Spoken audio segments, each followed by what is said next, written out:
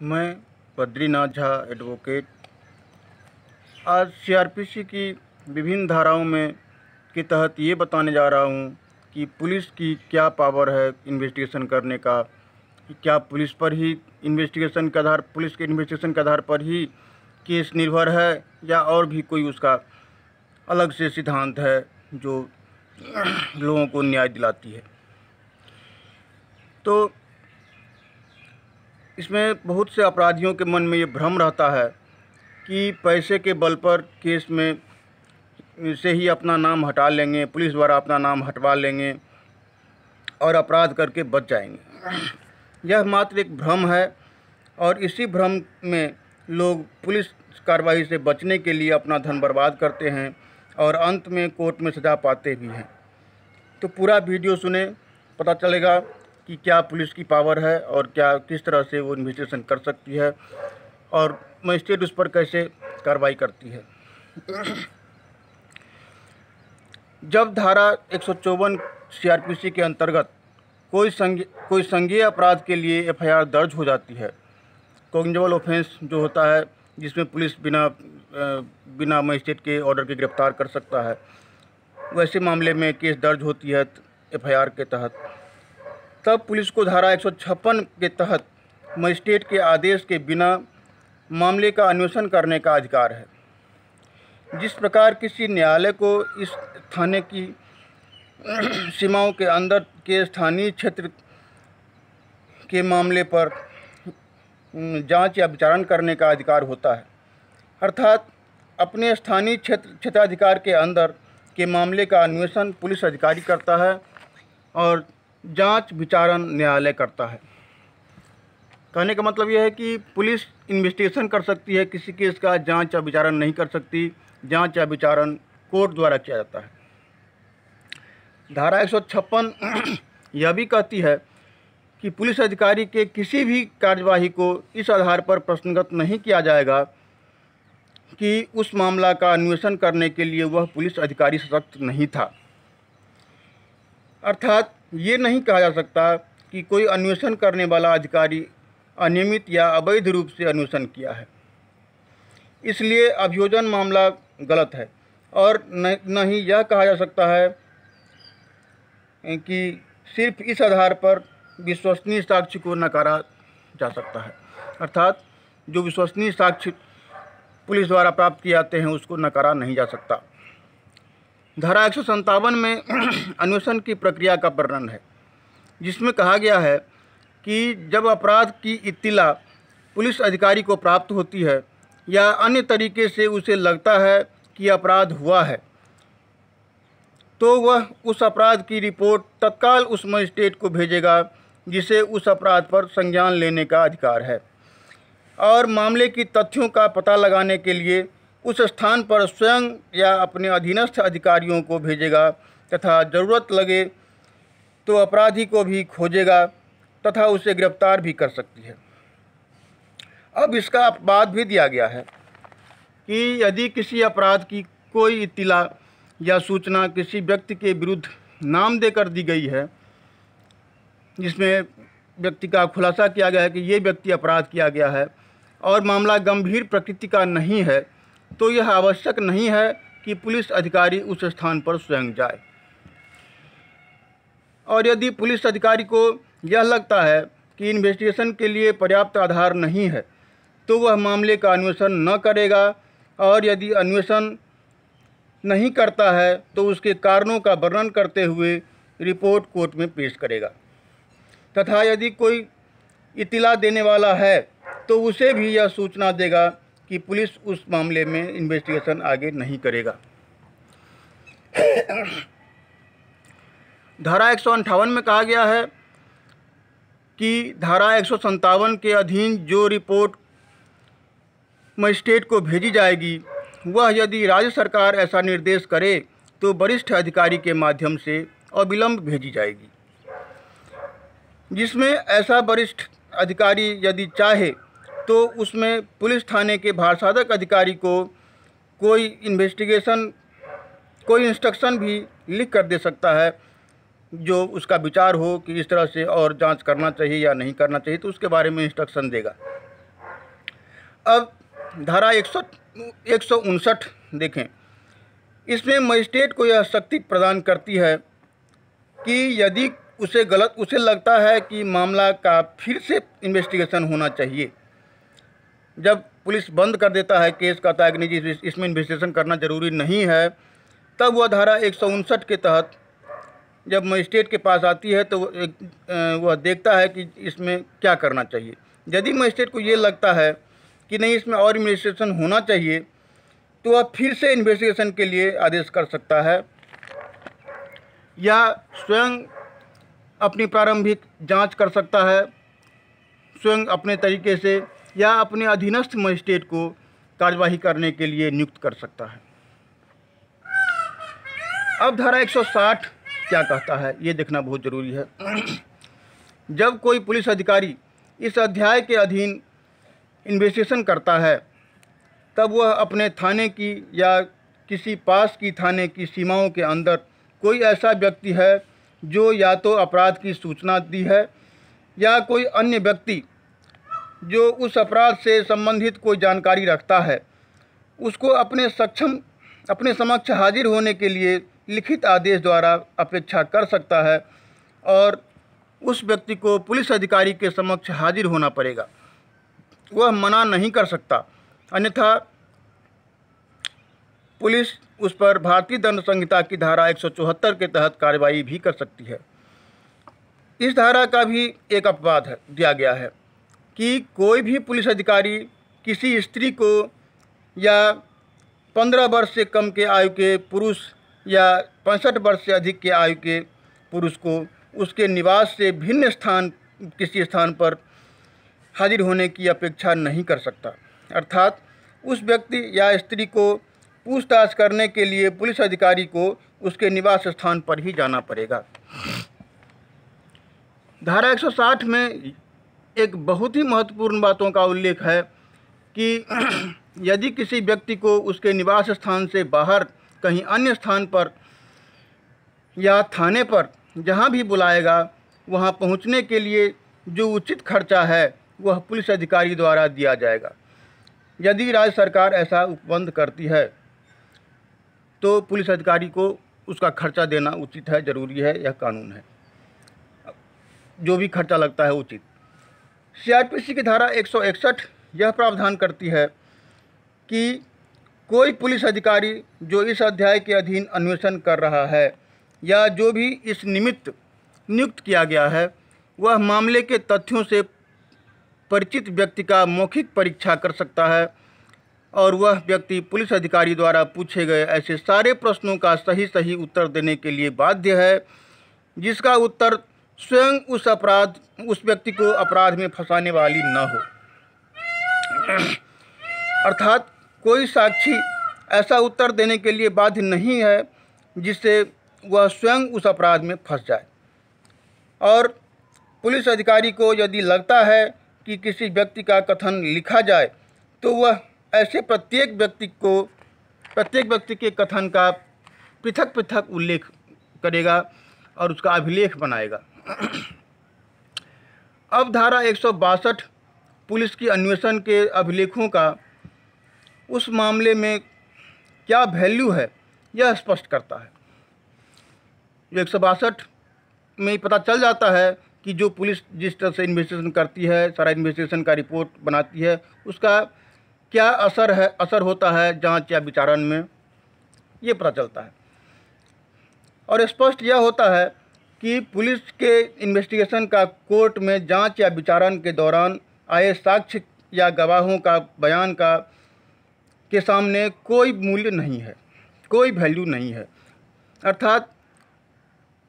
Court में जो गवाही देता है या साक्ष्य आता है वही सही माना जाता है। जो पुलिस द्वारा जो इन्वेस्टिगेशन किया जाता है उसके द्वारा जो बयान लिया जाता है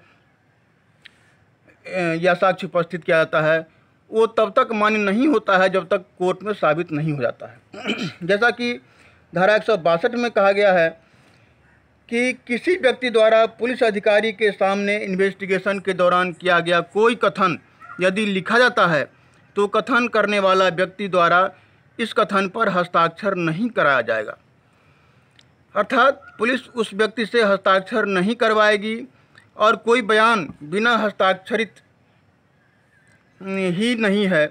कोई बयान जब हस्ताक्षरित नहीं होता है तो उस व्यक्ति के कथन है या नहीं यह कैसे प्रमाणित होगा। अर्थात उसका कोई वैल्यू नहीं होता है। पुलिस का सिर्फ ये कहना है कि वो आदमी ये कहा, वास्तव में ये कहा नहीं कहा इसका कोई प्रमाण नहीं होता वहाँ। आगे इसी धारा में कहा गया है कि ऐसा किसी व्यक्ति का बयान जो पुलिस अधिकारी द्वारा धारा 161 के अधीन लिया गया है, वह चाहे पुलिस डायरी का भाग हो या न हो, वह न्यायालय के किसी भी जांच या विचारण में किसी भी प्रयोजन के लिए उपयोग में नहीं लाया जाएगा, सिवाय कुछ अपवादों के। अब अपवाद क्या है यह देखना जरूरी है। कुछ अपवादित बात है जिस मामले में पुलिस डायरी का प्रयोग कोर्ट में किया जाता है, बाकी उसका कोई वैल्यू नहीं है। पुलिस कुछ भी लिख दे, किसी के बारे में गलत लिख दे, सही लिख दे, जब तक कोर्ट में उसका गवाहों द्वारा साबित नहीं हो जाएगा, साक्ष्य द्वारा साबित नहीं हो जाएगा, पुलिस का लिखा हुआ डायरी की वैल्यू कुछ भी नहीं होती। अपवाद ये कहता है कि जब कोई ऐसा साक्षी या गवाही जिसका कथन पुलिस द्वारा 161 धारा में लिखबद्ध की गई है, उसको कोर्ट में मजिस्ट्रेट के समक्ष जांच या विचारण में अभियोजन पक्ष की ओर से बुलाया जाता है, तब यदि उसके कथन का कोई भाग सम्यक रूप से साबित कर दिया जाता है तो अभियुक्त द्वारा या न्यायालय की आज्ञा से अभियोजन द्वारा उसका उपयोग ऐसे गवाह का खंडन करने के लिए भारतीय दंड संहिता की धारा 145 द्वारा उपबंधित रीत से किया जा सकता है। अर्थात जब कोर्ट में यह बात साबित हो जाती है, कोई तथ्य साबित हो जाती है कि हाँ जी ये चीज़ हुआ है, तब यदि ये अभियोजन पक्ष जो है, जिसको गवाह बनाया था पुलिस ने, उसको बुलाता है, तो उसको मात्र खंडन करने के लिए अभियुक्त के जो वो गवाह है, गवाह का क्रॉस करने के लिए ही प्रयोग में लाया जाता है उस बात का, जब वो साबित हो जाता है तब। और जब ऐसे कथन का कोई भाग इस प्रकार उपयोग में लाया जाता है, तब उसका कोई भाग ऐसे साक्षी की पुनः परीक्षा री एग्जामिनेशन में भी, किंतु उसकी क्रॉस में निर्दिष्ट किसी बात का स्पष्टीकरण करने के प्रयोजन से ही उपयोग में लाया जाता है, अन्यथा नहीं। अब धारा 162 की उपधारा 1 की बातों का कि पुलिस में किए गए किसी कथन का बिना साबित हुए कोर्ट में कोई वैल्यू नहीं है, इस बात का अपवाद उपधारा 2 में भी दिया गया है कि यदि कोई गवाह ऐसा है कि या तो वह मर गया है या मिल नहीं सकता, या जो साक्ष्य देने के लिए किसी भी कारण से असमर्थ हो गया है, वैसे व्यक्ति द्वारा किया गया पुलिस के समक्ष कोई कथन जो उस व्यक्ति के स्वयं के मृत्यु के बारे में या उस समव्यवहार की किसी परिस्थिति के बारे में किया गया कोई कथन है, तो उस पर यह नियम लागू नहीं होगा। अर्थात ऐसा कथन कोर्ट में गवाही के तौर पर भारतीय साक्ष्य अधिनियम की धारा 32 के खंड 1 के तहत सुसंगत माना जाएगा। साथ ही साक्ष्य अधिनियम की धारा 27 के उपबंध के अधीन आने वाले कथन भी न्यायालय में साक्ष्य के तौर पर मान्य है। अब कुछ धारा 27 के बारे में, साक्ष्य अधिनियम की धारा 27 के बारे में जान लेना सही रहेगा। साक्ष्य अधिनियम की धारा 27 यह कहती है कि जब कोई अपराधी पुलिस अभिरक्षा में रहते हुए किसी तथ्य के बारे में जानकारी देता है और उस जानकारी के परिणाम स्वरूप जितनी तथ्य के बारे में पता चल जाता है उतनी साबित की जा सकेगी। इसके साथ ही सीआरपीसी की धारा 163 और धारा 316 समझना बहुत ज़रूरी है। धारा 163 में कहा गया है कि कोई पुलिस अधिकारी या प्राधिकार वाला अन्य व्यक्ति किसी भी व्यक्ति पर उत्पीड़न, धमकी या वचन न तो देगा, न करेगा, न दिलवाएगा और न करवाएगा। जैसा कि भारतीय साक्ष्य अधिनियम की धारा 24 में कहा गया है कि अभियुक्त व्यक्ति द्वारा की गई संस्वीकृति दंडिक कार्यवाही में विसंगत होती है। यदि उसके किए जाने के बारे में न्यायालय को यह प्रतीत होता है कि अभियुक्त व्यक्ति के विरुद्ध आरोप के बारे में वह ऐसी उत्प्रेरणा, धमकी या वचन द्वारा कराई गई है, अर्थात यदि मजिस्ट्रेट को ये लगता है कि पुलिस दबाव देकर, धमकी देकर या कोई वचन लेकर, कोई प्रोमिस करके उससे यह बात कहलवाई है, गवाहों से यह बात कहलवाई है, तो वह कोर्ट में सुसंगत नहीं मानी जाती। जो प्राधिकारवान व्यक्ति की ओर से दिया गया है,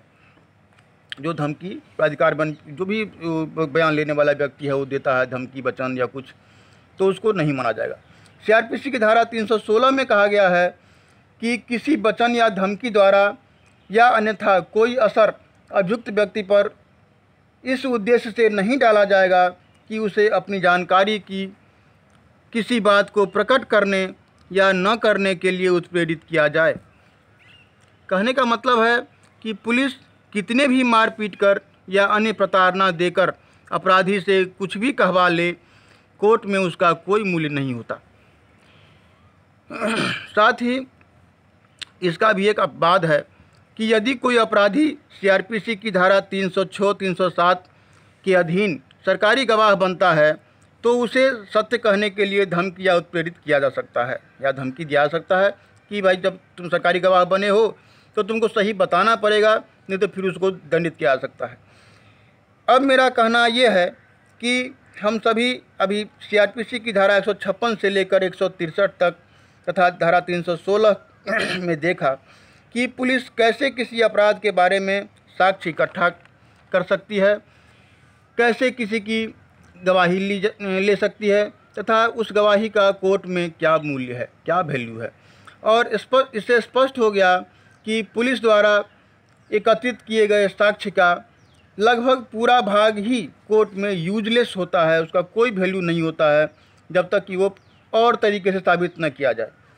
सिर्फ जो तथ्य कोर्ट में गवाहों एवं साक्ष्यों द्वारा साबित हो गई है उसी बात की संपुष्टि पुलिस द्वारा किए गए कथन या साक्ष्य के बारे में होती है, अन्यथा कोई उसका वैल्यू नहीं होता। अब धारा 157 में देखा कि पुलिस इन्वेस्टिगेट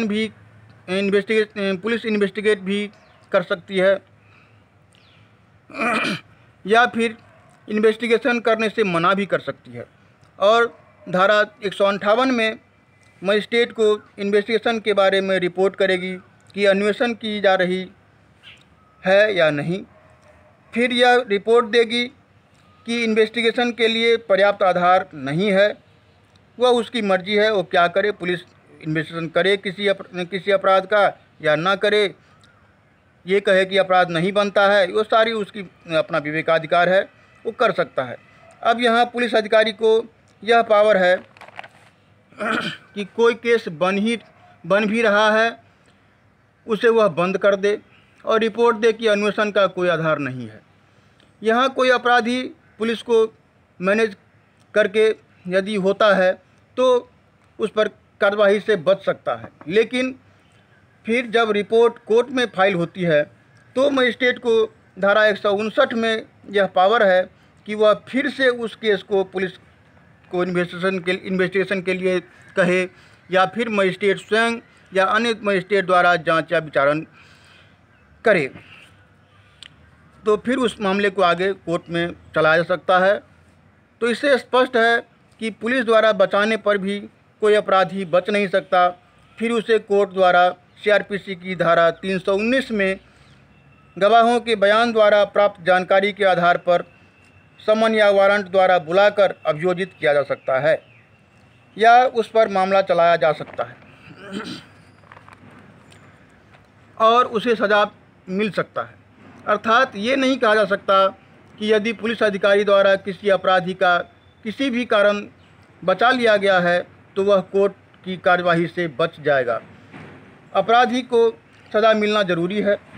फिर भी कोई अपराधी कानूनी दाव पेचों से कोर्ट में बरी हो जाए यह संभव है, लेकिन पुलिस के बचाने से कोई अपराधी दोषमुक्त या बरी नहीं हो सकता, यह नामुमकिन है। भले ही कोई दोषी रुपया के बल पर मर्डर या रेप केस से भी अपना नाम कटवाने की बात करता है। पुलिस ऐसा कर भी सकता है कि इसके खिलाफ कोई साक्ष्य नहीं मिला। ये कानून में गुंजाइश है, लेकिन इससे अपराधी को कोर्ट से बचकर निकलना संभव नहीं होता, क्योंकि यदि कोर्ट में इस व्यक्ति के खिलाफ साक्ष्य या गवाह आ गया तो वह व्यक्ति कानून के गिरफ्त में फिर से आ सकता है और सज़ा मिल सकती है। धन्यवाद भाइयों। मुझे यही कहना है कि गलत बात भ्रम में मत रहें कि हम बच जाएंगे, हम पैसे खर्च कर लेंगे तो कोई अपराध करके बच जाएंगे। मेरा यही कहना है, इसमें जो पैसे के बल पर नहीं बचा सकता, कुछ देर के लिए भले ही बचा सकता है, लेकिन अंत में जो अपराधी है वो गवाह आने पर, साक्ष्य आने पर कोर्ट में फंसेगा ही और उसको सज़ा मिलेगा ही। धन्यवाद।